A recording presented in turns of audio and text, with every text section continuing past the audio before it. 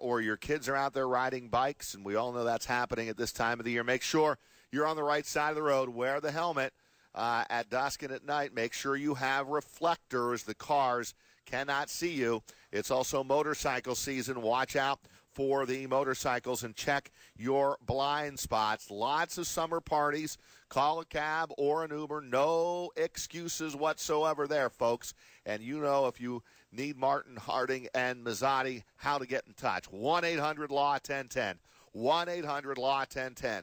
The heavy hitters, Martin, Harding, and Mazzotti. Tell Paul Harding and company that you heard about it with Roger in the morning on Big Board Sports 104.5 at Team ESPN Radio. WTMM Mechanicsville, a Town Square media station. Hey, this is Frank Caliendo, pretend to be Morgan Freeman, and you're listening to your home for New York sports, 104.5 The Team. It's Big Board Sports with Roger Weiland on 104.5 The Team. And we are back at Mohawk Honda on this Monday morning. Nice to have you with us. We're on Facebook Live, Mohawk Honda as well. Roger Weiland, Chris Honorato, and joined by Jeff Francoeur, Fox Sports analyst, former Major League Baseball great, teammate of Chipper Jones, and at the Hall of Fame yesterday, of course, with the big induction ceremony. Jeff, Roger Weiland, Chris Honorato, ESPN Radio in Albany, good morning. Good morning, guys. How are y'all? Good. What's up, Jeff? Appreciate it, Jeff. Thanks for a few minutes. Were you impressed with Chipper's speech yesterday?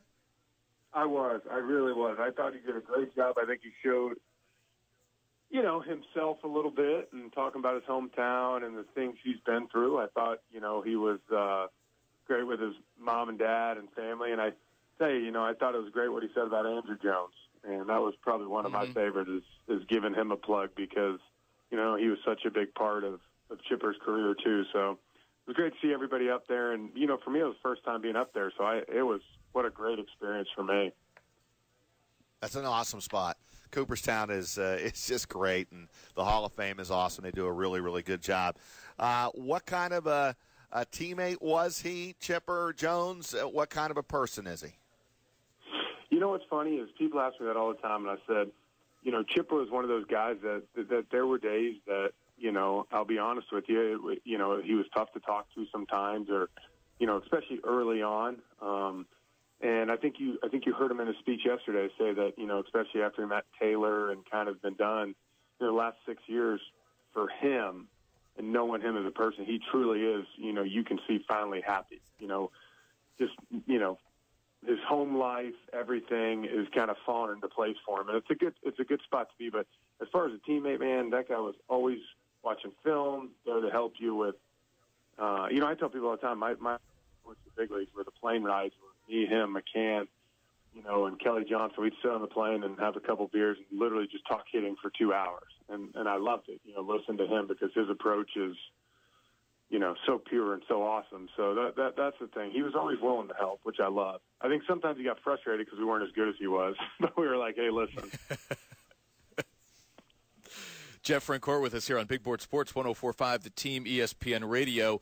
Jeff, I grew up watching the Braves on TBS in the 90s, and so obviously followed your career closely. So even though we don't know each other, I'll make it friendly and weird and call you Frenchie. Do you have a story about Chipper that you can share with us that's maybe away from baseball that you think about maybe over the weekend that makes you laugh? Yeah, well, I think there's a lot of stories. I don't know how many I can tell, but, I always said the one thing that always kind of stuck for me that I enjoyed was, in 2006, I was 22 years old and was on the World Baseball Classic team, so here I am with Jeter and, Clemens and A-Rod, Griffey, and all these guys. And I tell you what, for 3 weeks, it was just Chipper obviously was on the team too. We were only Braves. I was young, and he included me, took me everywhere where we went. And I'll tell you what was even better was all those superstars on the team and guys that got a lot more pub than Chipper. That whole World Baseball Classic, Chipper was by far the best hitter on the team. And I think it showed. He hit third in the lineup. It was like Buck Martinez knew exactly where he needed to be. He's just a pure hitter. I mean, that guy would not change his strike zone. He knew his game plan. He knew he had it. And, that's just what it was. But for those 3 weeks, for him to do that to me at 22 when he didn't have to, honestly, that's, one of the main reasons I was up there yesterday. I mean, that's what he did for me in my career. I couldn't pay back enough. And just to be a little bit of a part of it up there at his party and show support was, for me, an honor. I want to get to the trading deadline, but just a little bit more on the swing of Chipper Jones. I mean, would you call it just like textbook? I mean, the mechanics that he had seemed to be just the absolute way you need to swing and the approach you need to have when you have a bat in your hand. Oh, no doubt. And his bat, if you ever go look, his bat head was in the zone for so long. And, I mean, it's incredible. That's what I tell people a lot of time with your swing, the new launch angle, this and that, okay? All that's great, but if your bat head's not in the zone for a long period of time, I don't care how good your launch angle, how good, you're going to be inconsistent hitting the ball. And that's one thing he did so well. And I think another thing that I liked what he talked about yesterday was using a big bat. A lot of people, now use 33-30s and different stuff, and there's just not good wood on it. You swing it in your bat. For him, he knew the heavier bat, he got it started earlier, but the smoother his swing was going to be, and he did. He truly let the pitcher supply all the power all the time. I used to remember that. You watch the harder guys throw, the easier Chipper swing looked. And almost everybody else is the complete opposite. They're up there trying to swing harder, and he would just start earlier and smoother. And, what can you say? He's one of the top 2-3 switch hitters of all time. All right, trading deadline, Jeff, comes up tomorrow at 4 o'clock. Is there going to be a big headline? Is there any chance you see Bryce Harper being moved out of Washington? I don't, for the sole fact that I think in their minds an outside chance that, the Braves and Phillies haven't added huge pieces to the puzzle and that they could get hot and catch him. And I just think, I don't know what you're doing if you trade him, how much you get him, and I don't know that the only way if I'm Washington I trade him is I absolutely get overwhelmed with a literally no-brainer. But I don't know that they're going to get that because you start looking at the teams where Bryce could fit in, and I hate to say it, it starts to shrink. I mean, okay, so you sit on New York, well, what happens in 3-4 weeks when he comes back? It just creates a logjam. And quite frankly, I don't know if people want to deal with what comes along with Bryce Harper being on your team. And it's not, to me, a knock on Bryce or his deal, but it's just there's going to be a lot of that little thing, and you could change a whole dynamic of a clubhouse, and not for the good. So I don't see him going anywhere. I think Archer, those type of guys, I think they're going to get traded, and now it's just a matter of where. Do you think the Yankees are going to add a bat, knowing that Judge is going to be out for several more weeks, and names that pop up are maybe a Curtis Granderson with Toronto or a Cameron Maben with Miami, Jeff? I think Granderson would be a great fit to go back there just because that short porch and right, that's his kind of launch and pad mode, and, it'd be good. But who knows? The Yankees might have, it's like Zach Britton. I said, I wonder if they wanted to block other teams from Zach Britton more than they wanted him on their own team. The Yankees can do that. Yeah, no kidding. And so you know what I'm saying? Do they really need him? Probably not. But it's like, hey, listen, we don't want him going to the Red Sox or the Indians. So we're just going to keep him here. And it's crazy how that happens. But it's going to be funny to me because as good as the Yankees are, and I believe they're one of the best 2 or 3 teams in baseball, I don't see them catching the Red Sox. And I think when it's all said and done, it's going to come down to a one-game freaking crapshoot between the Mariners and the Yankees. And when you're throwing as good as the Yankees bullpen is and everything, when you're throwing a one game with Severino and Paxton, anything can happen. And so I think that's what's going to be the tough thing. Do you go out, if you know you're probably going to be the wild card, and I know New York, the Yankee fans don't want to admit that, but if you are, do you go out and give up more prospects for which personally could end up being one game in the playoffs? That's what makes this whole deal tough. And that's personally why I would love to see there be 8 divisions with 4 teams, and that way you have, each division winner goes, and I'd like to see them separate New York and Boston, even though it kills, I'm sure, some of their, regular season games, but I think it'd be great to split them 2 up so they can play every year or mostly every year in the playoffs. But I think that would make it where teams now going to play a best-of-5 series instead of just one game.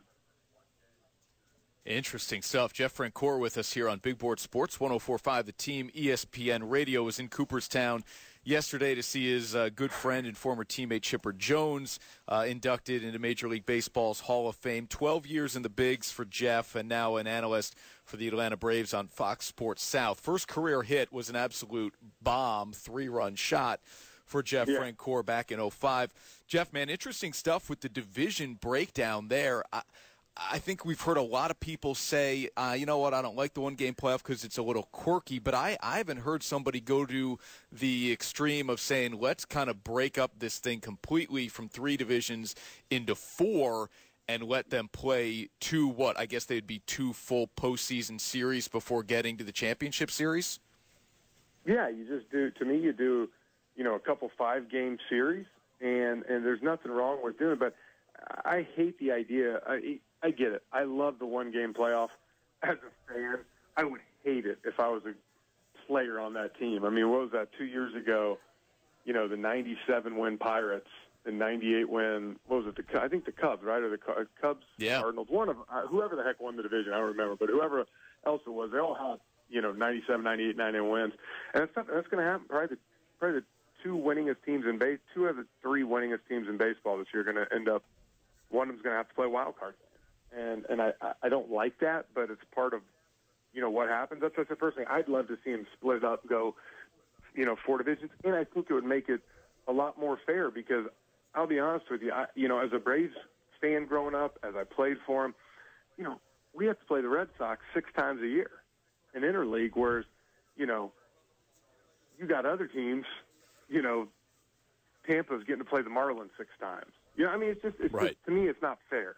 The scheduling, and when it comes down to 1 or 2 games at the end, it's like the AL or the NL Central this year. It's just drumming the AL Central in interleague. Jeff, I think it's almost like 40-20. The AL Central or the NL Central against the AL Central, whereas the NL East this year is playing the NL East. And besides Boston, besides Baltimore, it's you're playing against some of the best teams in baseball. So I hate that. I think they got to find a way to get the schedule fair, and I think the only way to do that is 32 teams and 8 4-man divisions. Hey, Jeff, one more for me. I'll let you go. The Mets, another team that, what are they going to do? Do they have any idea what they're going to do? That may be the better question. But they've got I don't think DeGrom and Syndergaard go, but we brought up, Zach Wheeler's pitched awfully well since early June. Do you think he gets moved at the trading deadline for the Mets? I think that's a guy that's probably going to be the guy that gets moved. Like I said, I think DeGrom. I think Freddie Freeman said it best about 2 months ago when they asked him down here. I don't know if y'all heard that. And he said, "Hell, I'd trade the whole organization away for Jacob DeGrom." And I think that's how we all feel. And I'll be honest. Unless the Mets get overwhelmed, to me, that's probably the number one, even more than Bryce for me. That's the number one trade chip is Jacob DeGrom. The guy's under control for a couple more years. He's, let's be honest, he's probably one of the best 2-3 pitchers in the game, if not the best right now. 4 pitches for strikes. I'd love to see him go, but I think Zach Wheeler's the one. I think it's too close, and I haven't heard enough unless the Mets are doing a great job of something under the table. I would think Wheeler, and of course Syndergaard, you're just selling low right now. So I don't think you take that chance. And I've always said, if you have a healthy Syndergaard, a healthy DeGrom, that's what's crazy is no matter how the rest of the team is, you feel like you got a chance to go out there and win a division. I think that's why everybody's so disappointed with the Mets after that start they got, because it was like with those pitching, man, you could really run away from somebody, but they just haven't been able to stay healthy. Jeff, great stuff from you. We really appreciate a few minutes here on this Monday and certainly reacting to what took place yesterday in Cooperstown. Thanks again, and we'll talk to you down the road. Yeah, thanks, guys. And I'll tell you, the best part of Cooperstown for me was about 11:30 to 2:30 in the morning the other night, out behind the Stega Hotel having a couple cocktails and talking to Hall of Famers. That was probably the best 3 hours of my life. I told my wife. And what a setting, too. You're right on the lake at the Otasaga, and you got the little fire pit working. Yeah, man. Oh, yeah. Yeah. All that's good. There's no doubt. That is a great spot. Jeff, thanks again, man. Enjoy the rest of the season. Thanks, guys. All right, bye. Thanks, Jeff. Jeff Francoeur. Awesome. That's a good guest right there, and really good. Had some great stuff to say, and, yeah. Being over Baseball guy, man. Yes. I mean, just loves it.